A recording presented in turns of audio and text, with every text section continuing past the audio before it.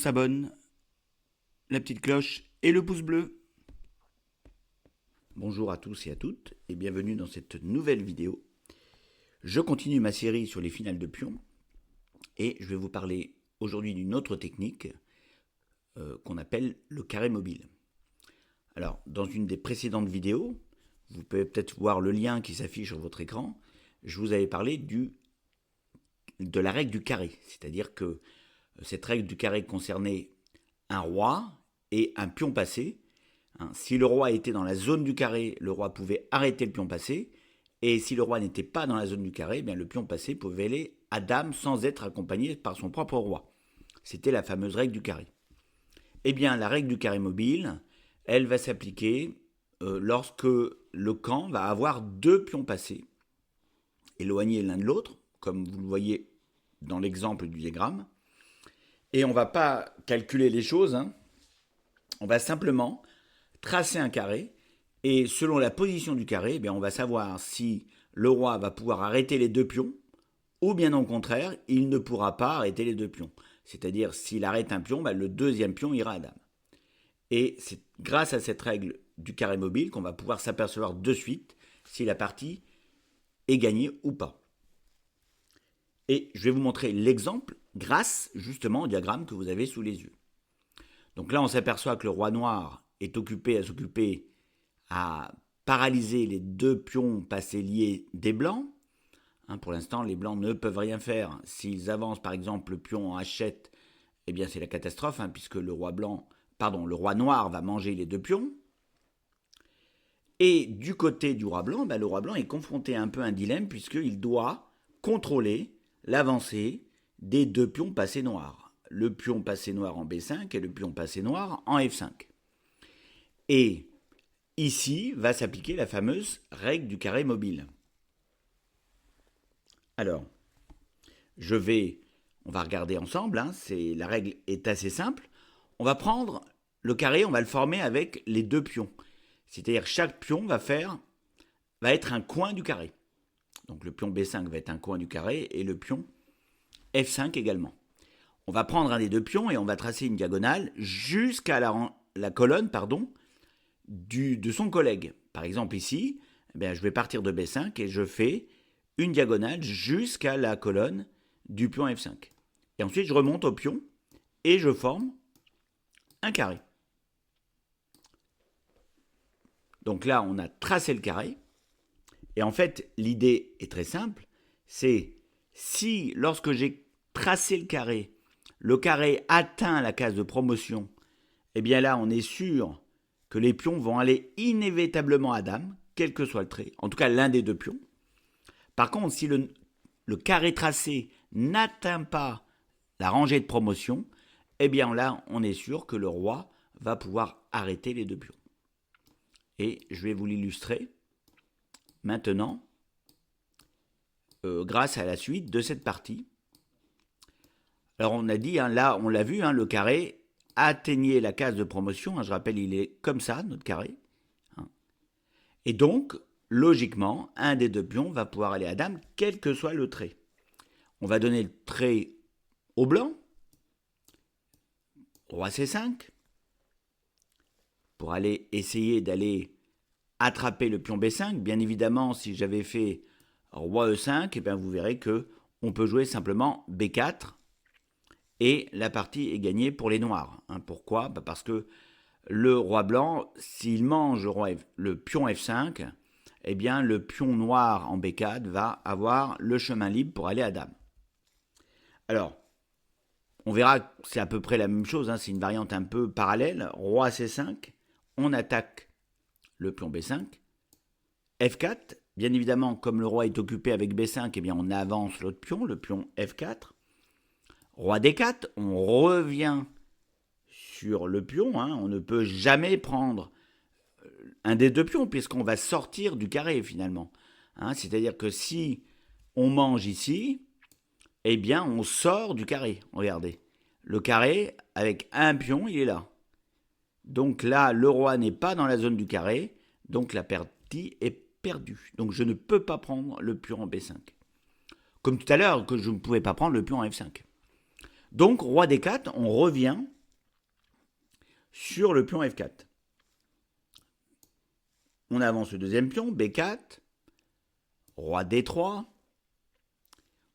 on avance, F3, roi E3 pour aller essayer de manger le pion F3, B3, et là, le roi ne peut pas arrêter parce que si le roi revient, eh bien, on va continuer à pousser les pions. Par exemple, je vous montre rapidement, je vais être tout le temps obligé d'essayer de contrôler deux pions, mais à un moment donné, je me fais déborder. Et un des deux pions va aller à dame. Et si, bien sûr, je prends le pion directement, eh bien là, le pion B2 va également à dame. Et effectivement, depuis le début, eh bien, on savait le résultat de cette partie. C'est-à-dire que on a tracé le carré mobile, ça nous permet, on voit jusqu'où il va, et on sait qu'on le trace au niveau de la rangée de promotion, et donc on sait pertinemment que quel que soit le trait, la partie est perdue pour les blancs et gagnante pour les noirs, parce que les noirs iront à dame avec l'un des deux pions. Alors, si le carré mobile n'atteint pas le bord de l'échiquier, eh bien, il faut savoir que les deux pions ne pourront pas aller à dame. Mais attention, leur sort va aussi dépendre alors du nombre de colonnes qui les séparent. Si c'est deux colonnes qui les séparent, ça sera le cas le plus défavorable pour les deux pions isolés, eh bien le roi va pouvoir les capturer. Dans tous les autres cas, le roi ne pourra que les tenir en respect. Voilà, c'est-à-dire d'éviter qu'ils avancent trop vite. Mais il ne pourra pas aller les chercher, parce que s'ils prennent le risque, si le roi blanc prend le risque d'aller les chercher, il perd la partie. Par contre, s'il les tient en respect, s'il attend qu'il y en a un des deux qui avance, eh bien là, il va pouvoir les arrêter. On va justement illustrer ça par cet exemple.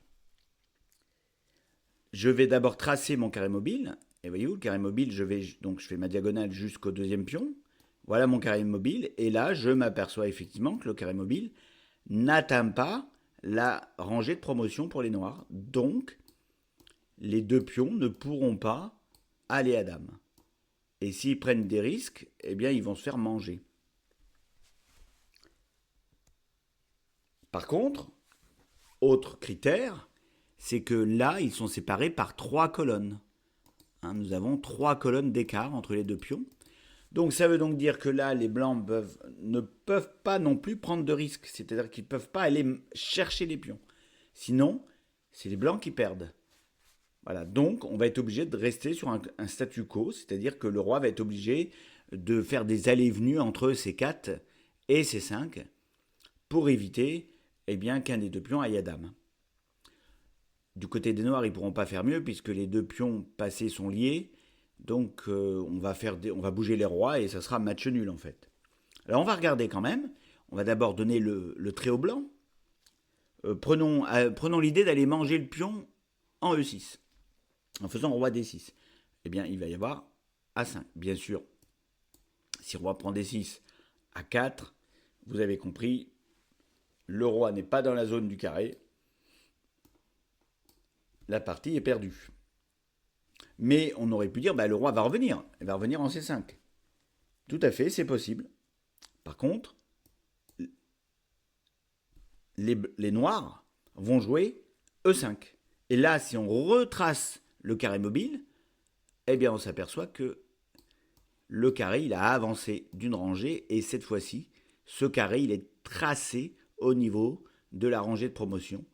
Donc, eh bien ça va assurer le gain pour les noirs. Et là, les noirs savent que quoi qu'il arrive, ils vont pouvoir, un des deux pions va pouvoir aller à dame. Et ça, c'est fait parce que le roi blanc a pris le risque d'essayer d'aller à la chasse aux pions avec roi D6. Et ça a permis aux deux pions d'avancer au moins d'une rangée, donc de déplacer le carré mobile sur la rangée de promotion. Là, le bon coup, il fallait simplement essayer de rester au milieu. C'était roi C6, roi C5, roi C6, roi C5. Et donc de contrôler les pions. Ne pas aller les chercher, parce que si on va les chercher, on perd la partie, tout simplement. Alors on va reprendre la position, et cette fois-ci, on va donner le trait au noir. Alors, on est dans la même configuration, hein. Bien sûr, le carré mobile n'a pas atteint la première rangée, hein. Le carré est là, je le refais rapidement. Et donc, eh bien, comme je l'ai dit, il faut qu'il y ait un statu quo, c'est-à-dire les noirs ne doivent surtout pas avancer leur pion, et comme on l'a vu précédemment, ben, les blancs ne peuvent pas aller à la chasse aux pions. Donc ici, par exemple, imaginons que les noirs essayent de forcer et vont jouer E5 pour essayer de faire passer un des deux pions, et ben voilà ce qui va se passer. On a roi D5, A5, roi prend C5, et sur A4, et bien sur A4, le roi revient en D4 et il est dans le carré du fameux dernier pion. Et donc le pion va bien évidemment être facilement arrêté par le roi. Et là, bien sûr, la position est perdante pour les noirs puisque il reste avec deux pions de moins. Donc là, dans cet exemple, c'était juste pour vous montrer que avec le trait noir, eh bien, il ne faut surtout pas avancer les pions. Hein, c'est-à-dire qu'il ne faut pas faire cette erreur parce que sinon, eh bien, c'est parti perdu. Donc, il faut faire un statu quo, c'est-à-dire qu'il faut bouger le roi, s'amuser simplement à bouger le roi, en faisant par exemple roi F6, roi C4, roi G7, et puis bah, on continue. Hein, c'est-à-dire c'est un statu quo. Hein. Grosso modo, match nul, quoi. Parce que si un des deux prend un risque, eh bien, c'est la partie qui peut se retourner. Alors je vais compléter un peu ce que je viens de vous dire. Imaginez roi F6. Donc moi j'ai dit qu'il fallait effectivement jouer roi C4 et on peut se dire ah bah tiens on peut jouer E5 puisque le pion E5 est protégé par le roi et donc le roi va pas pouvoir venir manger ce pion E5. Oui mais là il faut pas oublier que il y a peut-être possibilité de jouer H6. Voilà. Hein, c'est-à-dire que c'est les blancs qui vont aller sacrifier leur pion. Alors, les noirs ne peuvent rien faire. Ils sont obligés de faire roi prend G6. Sinon, le pion blanc irait à dame. Et là, roi D5. Hein, et on va aller manger ce fameux pion E5. Roi prend ici. Et la partie est nulle. Voici maintenant un exemple de carré mobile qui n'atteint pas la case de promotion, mais les deux pions sont séparés par deux colonnes. Et comme je vous l'ai dit, c'est la situation la plus défavorable pour le camp qui a les deux pions passés. Alors, on vérifie quand même que le carré mobile n'atteint pas la première rangée, la rangée de promotion, ce qui est le cas. Et vous allez voir que quel que soit le trait, eh bien, les blancs vont pouvoir gagner cette partie. Non seulement parce qu'ils vont pouvoir manger les deux pions, mais en plus parce qu'ils ont deux pions passés protégés. Alors, donnons d'abord le trait au blanc, roi D4, A4, on revient en C3, bien sûr si on prend, on perd la partie puisqu'on est derrière le pion. Donc là, roi H6 obligatoire, roi B4, on va essayer d'aller chercher le pion, D4, et là cette fois-ci on peut se permettre de prendre, hein, puisqu'on est sur la même rangée, et vous allez voir, D3, roi B3, D2, roi C2, et la partie est perdue pour les noirs, hein, puisque les blancs vont aller manger le dernier pion, le pion en D2, et ces deux pions passés vont être trop forts pour le roi noir, surtout lorsque le roi blanc ira les soutenir. On va donner cette fois-ci le trait au noir, dans la même position que tout à l'heure, mais vous allez voir, ça ne va rien changer. Les noirs vont perdre la partie parce que le roi blanc va pouvoir aller manger les deux pions, et je vous le montre de suite. On joue à 4, roi B4, D4, et là, roi prend A4, et sur D3, le roi va pouvoir revenir, et donc la partie est gagnée pour les blancs, puisqu'ils vont manger le pion en D2 et vont soutenir leur pion passé lié, H et G. Donc dernier exemple de situation, les deux pions passés sont séparés par une seule colonne et ils n'ont pas atteint, le fameux carré mobile n'a pas atteint la rangée de promotion, ce qui est le cas ici. Alors vous allez voir que là, eh bien, les blancs doivent également faire attention, c'est-à-dire qu'ils doivent contrôler la situation, parce que si ils essayent d'aller chercher les pions, eh bien les pions vont pouvoir s'auto-protéger et aller à dame. Donc ils ne peuvent pas aller chercher les pions comme ils le veulent. Alors, on va faire un exemple, roi A4, et sur C4, alors surtout si on prend A5, et bien sûr le pion va à dame, il est inarrêtable, donc roi A3. Et là, c'est au noir de jouer, mais surtout ils ne peuvent bouger aucun des deux pions, parce que s'ils bougent un des deux pions maintenant, ils perdent complètement la partie. Donc il va falloir jouer un coup de roi. Voilà. Et les blancs vont être condamnés à jouer des coups aussi, c'est-à-dire par exemple roi 4 et roi là, et la position va se répéter. Pourquoi ? Parce que les blancs ne peuvent pas manger les pions. Alors déjà, pour les blancs, c'est pas possible d'aller manger les pions, puisque cette case est impossible à cause du pion, et cette case également impossible, puisqu'il est protégé par le pion C4. Donc, les blancs ne peuvent faire qu'un statu quo. Voilà, ils ne peuvent pas aller chercher les pions, au risque de perdre. Alors par contre, il faut le savoir, c'est si les deux pions, même séparés d'une colonne, font en sorte que le carré mobile soit sur la rangée de promotion, eh bien la partie est gagnée. Un des deux pions va aller à dame. Ici par exemple, le pion A3 et C3 donc forment le carré mobile, il est là le carré mobile. Le carré mobile touche la rangée de promotion, et bien on sait que ou le pion C3 ou le pion A3 va pouvoir aller à dame. Et les blancs vont rien pouvoir faire pour en empêcher. Là, c'est gagnant pour les noirs, quel que soit le trait. Par exemple, roi A2, et bien sur roi A2, on va jouer C2. Et là, le roi noir ne peut pas revenir en B2 à cause du pion A3 qui protège la case B2 et il ne peut pas revenir en B1 parce que le pion C2 protège la case B1. Ça veut dire que le pion C va aller à dame quoi qu'il arrive. Et bien sûr, on aurait pu également faire sur roi C3, on aurait eu la même chose. Sur roi C2, pardon, on aurait eu la même chose. Alors vous allez me dire, mais oui, mais si on joue roi C1, sur roi C1, ça va être A2. Et sur A2, le roi ne peut pas revenir sur le pion A2, qui va passer à dame. Pourquoi ? Parce que le pion C3 protège la case B2 et le pion A2 contrôle la case B1. Et donc le roi ne peut plus revenir sur ce pion A2 qui va aller à dame. Donc dans cette configuration, le carré mobile est tracé sur la rangée de promotion. Et bien là, c'est pas grave, le nombre de colonnes d'écart, c'est pas grave, on sait que ça gagne, quoi qu'il arrive. Voici maintenant quelques exemples tirés de la pratique de grands maîtres. Une première partie qui a été jouée en 1928. C'est au noir de jouer.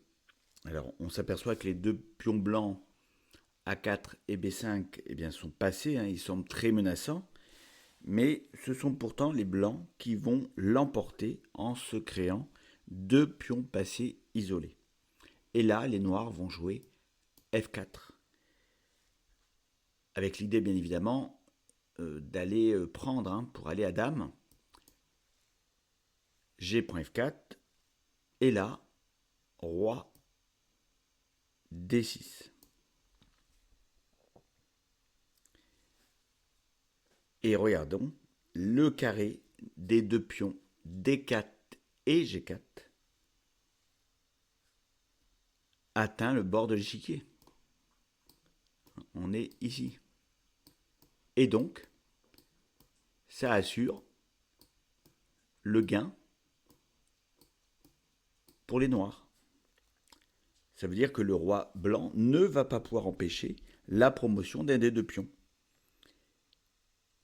Alors, vous allez me dire, c'est effectivement la même chose pour les pions B et F.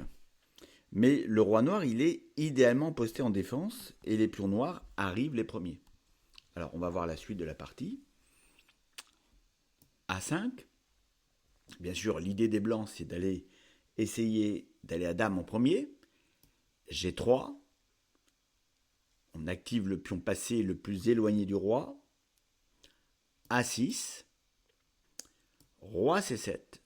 Pour bien sûr aller contrôler les deux pions passés liés. Et sur roi E2, eh bien, il y a eu D3. Échec au roi.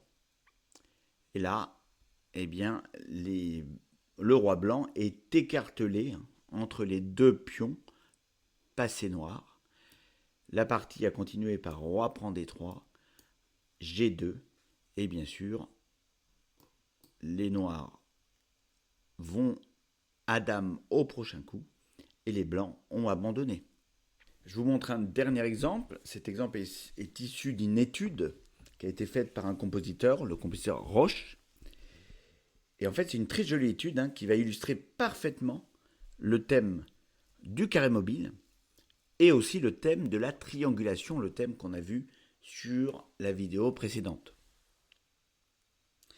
Alors, cette étude, c'est encore un bel exemple de la supériorité des deux pions passés isolés par rapport à un pion passé protégé. Alors, pour l'instant, on s'aperçoit que le carré mobile n'atteint pas la case de promotion, les cases de promotion, la 8e rangée. Et bien sûr, si on joue F4, eh bien les noirs vont pouvoir jouer roi E4, sur B4, roi prend, sur B5, roi E5, et bien évidemment, ils vont aller chercher rapidement ce deuxième pion. Donc ça va être très compliqué pour les blancs de gagner en jouant F4. Mais ce qu'ont remarqué les blancs, c'est que s'ils obtiennent la même position avec le trait inversé, c'est-à-dire si dans cette position vous voyez, c'est non pas très blanc mais très au noir, eh bien là, il y a possibilité de gagner. Parce que les noirs vont être obligés de jouer le roi et on va pouvoir avancer les deux pions au fur et à mesure sur la 4e rangée. Et une fois que les deux pions sont sur la 4e rangée, le carré mobile, il va atteindre la rangée de promotion, qui est la rangée numéro 8. Et c'est ce que va faire les blancs. Ils vont trianguler dans un premier temps pour donner le trait à leur adversaire dans la même position. Regardons la manœuvre de triangulation. Roi F1, roi D3. Je vous rappelle que le roi ne peut pas trop aller chasser les pions, parce que sinon ils perdent. Les noirs vont perdre. Donc, roi G2, roi D4, roi G1, et voilà, on triangule, roi D3, roi F1, roi D4 et roi E2. Et voilà, on se retrouve dans la même position qu'au départ, mais cette fois-ci, ce sont les noirs qui sont au trait. Et vous allez voir ce qui va se passer. Roi D5, obligatoire. On va jouer roi E3. Donc on va avancer le roi pour faire une barricade au niveau du roi noir, pour faire une frontière. Roi D6, F4, roi D5, B4. Et voilà, le tour est joué. Le carré mobile est en place et il a atteint, cette fois-ci, il atteint la 8e rangée. Et comme il atteint la 8e rangée, eh bien on sait qu'un des deux pions va aller automatiquement à dame. Voilà. Et bien sûr, les noirs de leur côté, ils sont toujours, le pion noir en G3 est toujours dans le carré, dans la zone, son carré est toujours dans la zone du roi, et donc il ne pourra rien faire. Ce sont les blancs qui vont gagner cette partie. Merci d'avoir regardé cette vidéo, et surtout, on n'oublie pas de s'abonner, de liker et de faire une notif.